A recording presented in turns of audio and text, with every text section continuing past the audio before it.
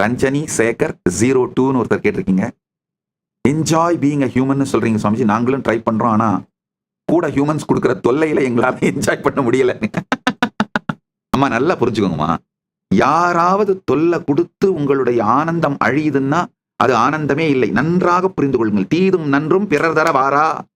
If you are waiting to get hurt, others can hurt you. நீங்கள் துக்கப்படுவதற்கு, துயரப்படுவதற்கு காத்து கொண்டிருந்தால் மட்டும்தான் மற்றவர்களால் அதை உங்களுக்குள்ள ட்ரிகர் பண்ணி விட முடியுமா? யாராலும் ட்ரிகர் பண்ண முடியாத பரமசாந்த ஸ்வரூபத்துக்குள்ள, பரமசாந்த நிலைய உங்களுக்குள்ளேயே பில்ட் பண்ணிக்க முடியுமா? It's a capacity, it's a competence, அவ்வளவுதான். இப்போ எப்படி வளரும் பொழுது நீங்க பல கெப்பாசிட்டி காம்பிட்டன்ஸ்லாம் பில்ட் பண்ணிக்கிறீங்க இல்லையா?